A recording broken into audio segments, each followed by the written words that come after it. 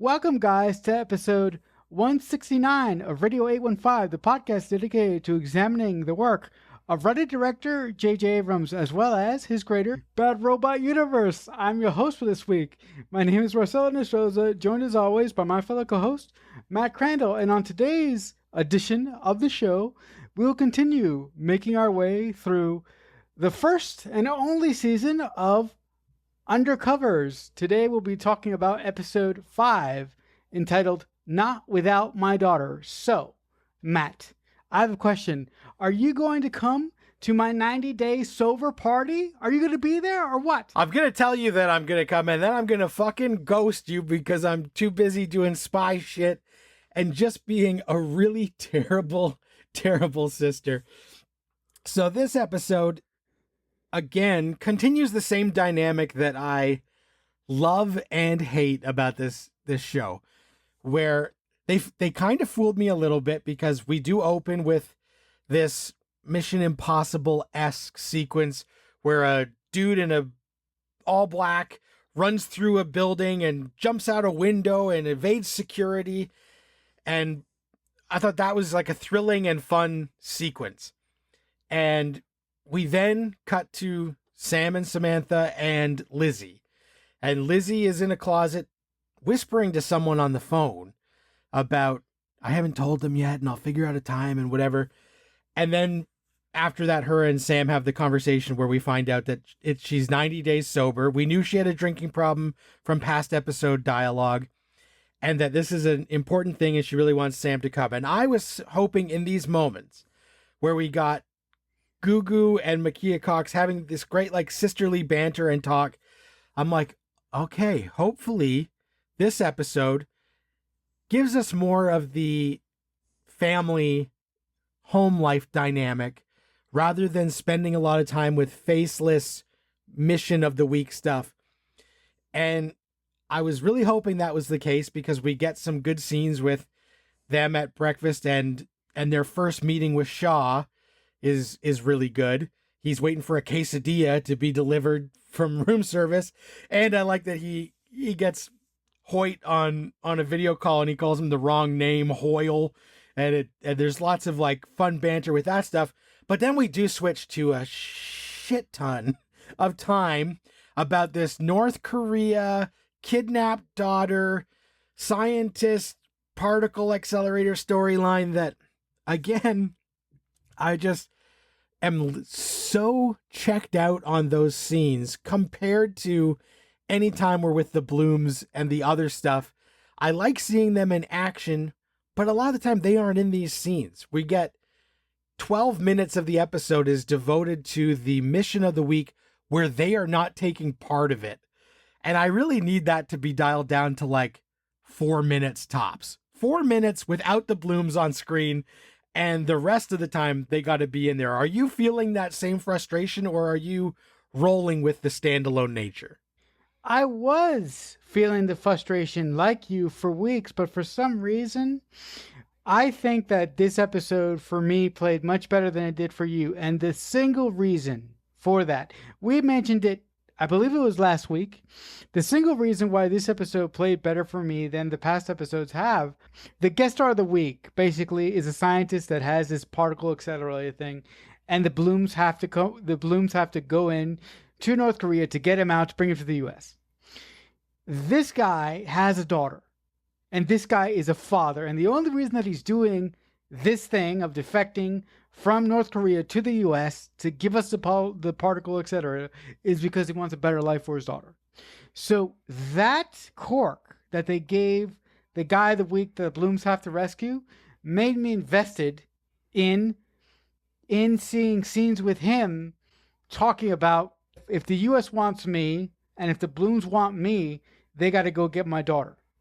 So that one key cog of this episode really, really sold me on it. But I will agree with you. I will say this though.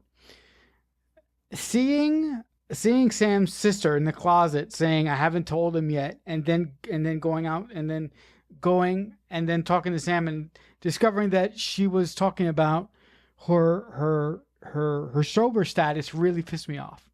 Because I mentioned and we mentioned just a couple weeks ago, if it wasn't last week, that it would be really cool if Samantha's sister was a part of like some spy organization that wanted to enlist the Blooms, but they couldn't enlist the Blooms because the CIA got to them first. And this scene, this opening scene, really made me think that there was more to Sam's sister, but the fact that she's just talking about a celebration for being 90 days sober. I mean, that's a good thing if you have a drinking problem, but and it really took me off. It got me excited, and then my excitement instantly went out the window. I didn't think that is what she was talking about. To let you know, I think she was still talking about something she hasn't told them, because they knew they knew her 90 days was coming up, and it just so happened that we had that scene next. But I don't think that's what she was talking about in the closet, because that scene would not need to exist if it was just the thing she told them 2 minutes later. Expositionally, there would be no reason to keep that in the show, because she literally tells them in the next scene. So if it was that, then who's she talking to and why do we care? So I do think it's some other secret that she hasn't told them that is separate from the sober celebration. Oh, okay. Because for some reason my brain put those two scenes together. I don't know why. Well, and it makes sense because of the way that they are positioned, but I just think if that was all it is, you cut that scene. There's no reason for it if we're just going to have her say it in the next scene, because she kept the secret for all of 10 seconds. It would be different if she kept that secret until the end of the episode, but that makes me think it's a different secret. But I don't remember where this show is heading, and as anybody could tell, at the beginning I was like, I'm so happy we're watching Undercovers, and now I'm like, when is Undercovers going to be fucking over? but I do think that you are right, that this, the Not Without My Daughter storyline is getting the bad guys. Well, and this isn't a bad guy. This is a good guy who wants to defect, and that's our mission. It's making it a little bit more relatable, so we get a little bit more invested. But I still, I sympathize. Like, yes, you want to give your daughter a better life. Great. But I don't know him or his daughter because we just met them. So, if he doesn't succeed, I'm like, I really don't care. And I also know that this is a bad robot show. It's not like they're going to kill the daughter. This is not a dark Game of Thrones kind of thing where I have to worry that they're going to murder a kid. So I know that stuff's probably going to go okay by the end of this. What I did think was kind of a missed opportunity, and who knows, this might come back, is that I liked that as the Blooms are on their mission, and, Sam is pretending to be Canadian, and they're putting on French Canadian and all these accents and all this stuff.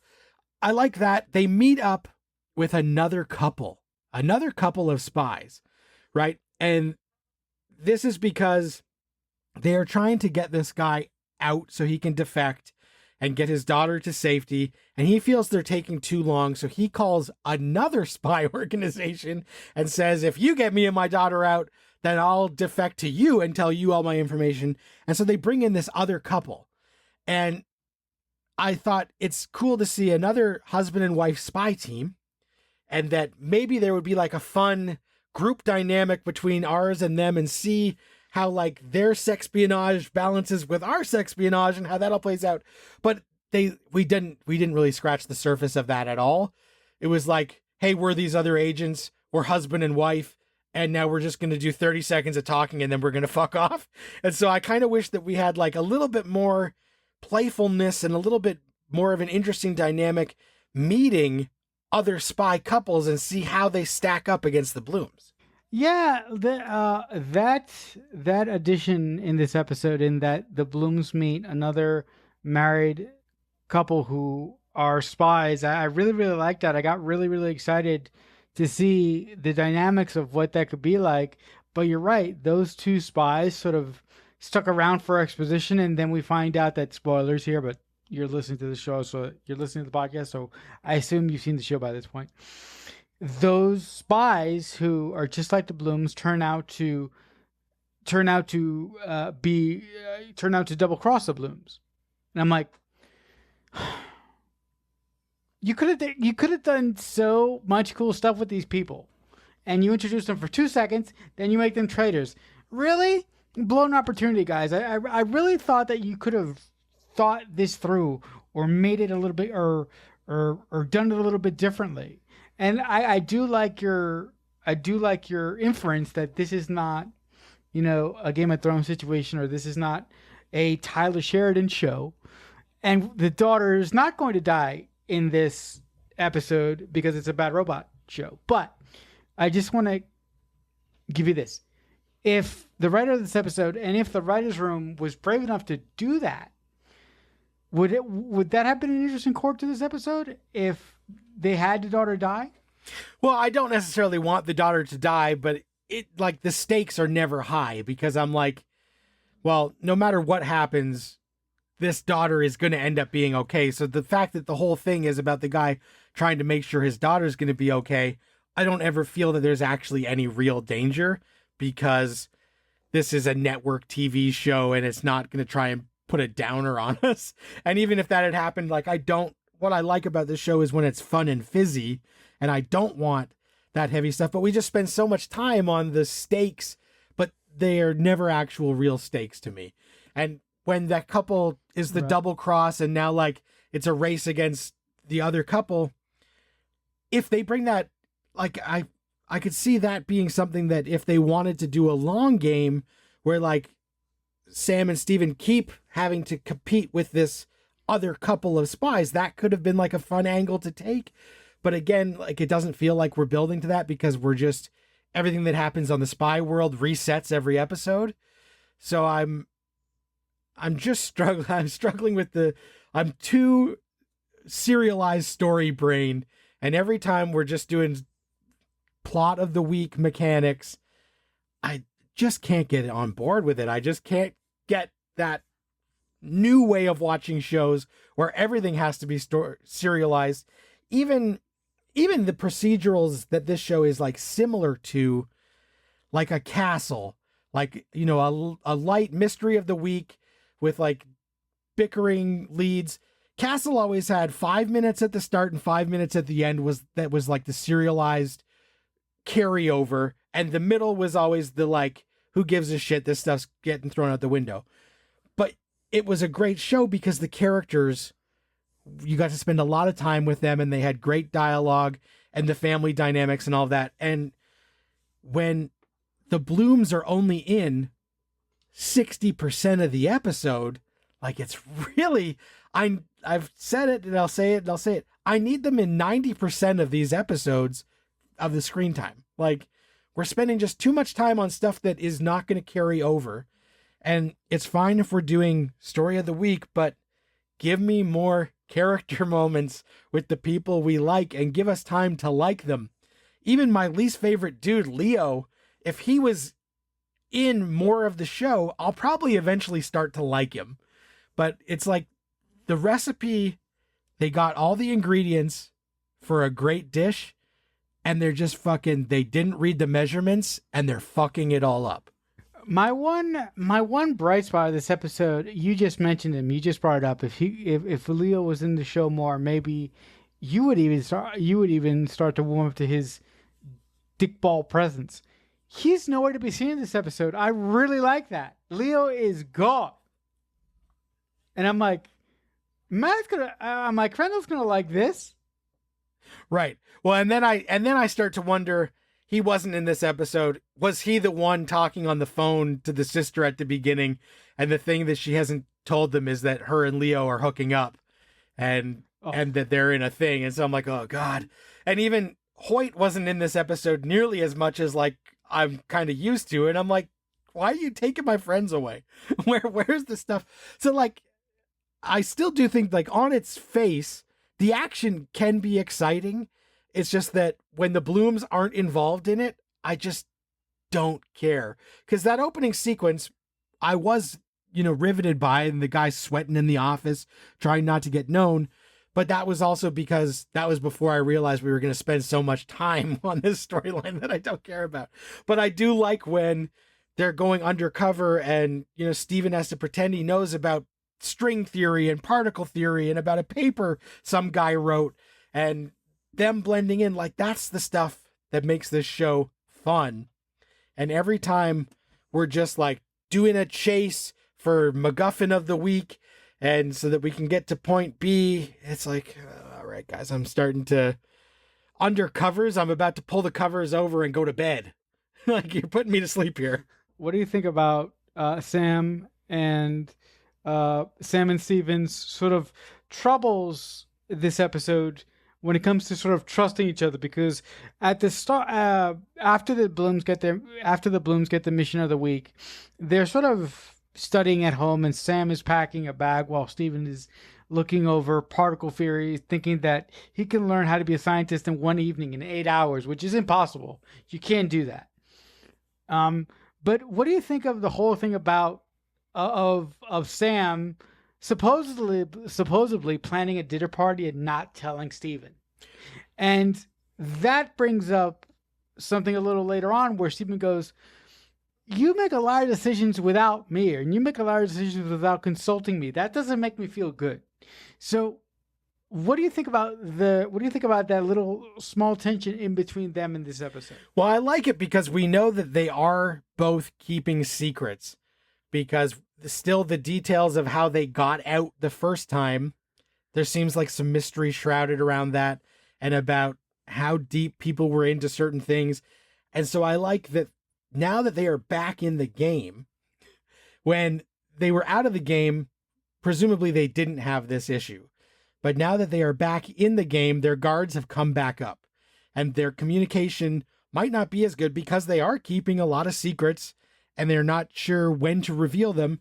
And so something as simple as a dinner party with a bunch of other couples that Steven finds annoying, she neglects to tell him. But then we also don't know, in a lot of marriage dynamics like that, sometimes it goes in one ear and out the other. So is Steven just so focused on the missions now that he's literally not listening when his wife speaks? And so we're seeing the divide between them grow, and knowing that the only way they're actually going to succeed in whatever the real mission is, because we still don't know why they have been brought back, and it seems like it's a nefarious reason and we have to figure out, but will be when they are on the same page 100% together. That will be when they're the strongest. So I think they keep showing us this growing divide so that when they come back together and become like the super blooms, we will care more.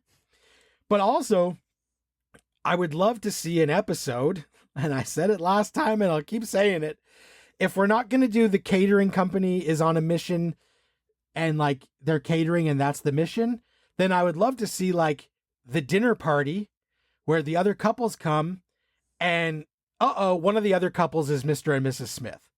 And like they like shit is going to go down that we didn't know these other people in our lives are spies who knew that we were spies, and those spies turn and like have the dinner party turn into a fucking shit show with bullets flying and stuff. And like, that would be fun.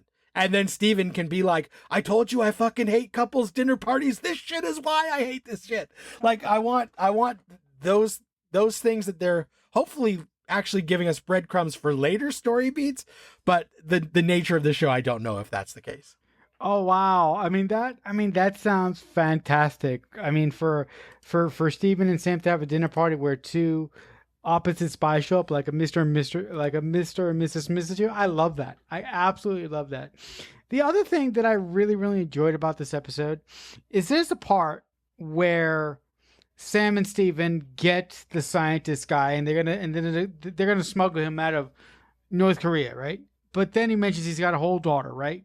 So Steven says, "Well, no, what happens first is the scientist guy says, 'I'll come with you, but I'll only come with you if you take my daughter out of North Korea with me.'" And then Steven goes, "We don't have authorization for that." So then the Blooms have to go to Shaw, their helpful handler, and say, "We got him, but there's a problem. He wants us to go get his daughter. Do we have permission to do that?" And to put it lightly, Shaw says, "Fuck no. Bring him back. I don't give a shit about that kid. Bring him back right now." After the call, Sam is like, "Fuck that guy. We're going to go get the kid." I really like that. I really like that Sam does not give a crap about what her boss says, and the fact that she goes to get this kid. Now, I know you don't, now I know this episode didn't play for you as well as it did for me. But what do you think about that sort of brazen, brazen, defiant act of authority from Sam in this episode? Because I liked it quite a bit. I liked it. I do think that we've kind of seen the Blooms before in a mode of don't ask for permission, beg for forgiveness later. So I was surprised that as soon as this guy said this, they didn't just say like, well, we got to fucking do this and not go to Shaw and not be rejected and not give the other couple a chance to swoop in. So that was my only like hesitation. I do like that eventually they got there where Sam is like, well, this makes no sense. We have to do this because it, again, builds her character and shows what she believes in and that she's willing to subvert the rules if it's the right thing to do. But like I said, we've seen them before where they've defied the rules and figured like, let's not ask permission. Let's ask for forgiveness. And so when they even like, were like, oh, we can't do that. I was like, you're the Blooms. You can do whatever the fuck you want. Just get his goddamn daughter and let's wrap this shit up. So that was my only frustration when I thought like we've seen them in a different mode where they were willing to just do the thing and then worry about the consequences later. But again, it gives Sam a good character beat for sure. The other thing that I really, really enjoyed, it's a really, really small moment towards the end of the episode when the Blooms come back to the catering company and Sam sort of sits in the fact that she was supposed to be at her sister's 90-day sober celebration party and she couldn't make it because she was working for the company. And Sam brings up a really good point. She goes, is what I do more important than my own family than being there for my sister? I really like that moment because that's often a piece of character material that's not given to a lot of characters who are in situations like this. And I really, really appreciate that the writers. I mean, I'm tossing my cap to the writers this time instead of yelling at them for a change. I really appreciate that the writers gave Sam and Gugu that beat to play. And I love the way that she played it. And I mean, Steven says in the moment, she'll forgive you. She always forgives you. But I like that. I like that sort of complication that the writers have Sam questioning her loyalty. Like, what is actually important to her? Like, is really working for the CIA the best thing that she could be doing right now? Or is continue to work for the catering company, looking after her sister, developing a more deep, loving relationship with her husband? Is that more important? So what do you think about that really small beat? Yeah, it was one of the better parts of the episode because she's starting to wonder, is the personal cost worth whatever good we are doing? Because her sister is fragile. She obviously has had a tough time, and this is finally like a positive milestone.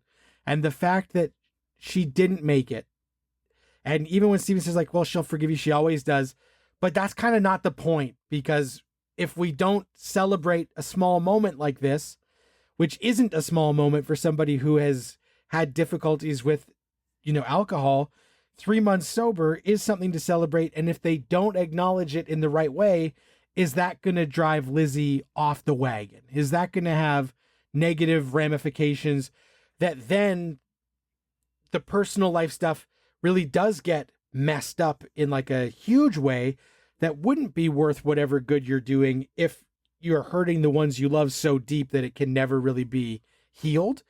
And again, we just hit this at the end in like a very short scene where like, oh, we missed it. And Gugu gets to play like the soft sorrow of knowing that she has let down Lizzie, who is important to her. And Lizzie, it's not like a, hey, sorry, I missed that. It's all good, right? Like, no, we can tell that this actually was important, and it really is painful that they didn't show up. So I like that for those character moments, because that is starting to build up more of the emotional stakes in everything that's going on.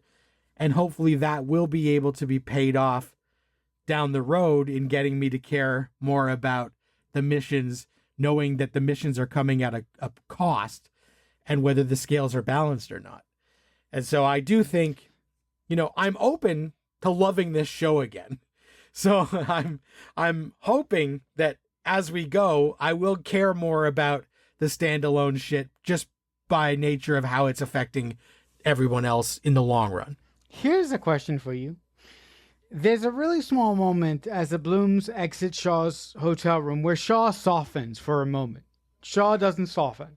So that was very odd to me where he softens. And he actually says, good job to the Blooms. So do you think that Shaw at some point of the season is going to lose his patience with the Blooms and he is going to reveal to the Blooms the actual reason why the company wants them back in the fold? Do you think that Shaw is going to learn how to care about these individuals that he's handling so much that he's going to spill the beans before they actually find out the real reason? How do you think that's going to play out? I'm not sure, because we have already seen Shaw on the phone with, the Kelvin mysterious director or whatever, and saying like, I think maybe we should tell them, and them saying like, absolutely not, do not tell them. So I feel like there is going to come a point where Shaw is going to really want to tell them, and it might test him whether he can keep that secret or not. And spoiler alert, we are here on episode 5. What ended up being the series finale, episode 13, that I've never seen because it never aired on television, is titled The Reason. So I think we've got promise that we're going to find out by the time the show is put to bed. That, or they're going to cue up a Hoobastank song prominently for no reason. But hopefully that's not why that episode is titled that. Hopefully we will find out by the time this series wraps up. All right, guys. So on that mysterious note, I think that'll bring the end to this edition of Radio 815 to a close. Listen, guys, if you want to reach out to us with comments, questions, or you just want to tell us how awesome we are, we do have an email. It's radio815@aol.com. If you write us an email there, we will acknowledge you on the show. We'll give you a shout out, and we'll address any comments or questions that you may have about the show or whatever. We also are on social media. We are on X. We are at JJ Universe 815. If you reach out to us on there, I will be the only person interacting with you because my good co-host Matt has gone for greener pastures. But Matt, if the folks want to attempt to get to you, how can they do that? The best way would just be to hang out on Letterboxd and let's log some movies and write some short reviews. Letterboxd.com/MDC3000. All right. And guys, if you want to chat with me about anything Bad Robot, anything about Undercovers, or anything in the JJ sphere at all, you can reach out to me on X. I'm at CrickFanatic88. But until next time, as I say often, thank you so much for listening, and we'll talk back soon. Radio 815 is a Balloonhead Productions presentation in association with Killer Newt Productions.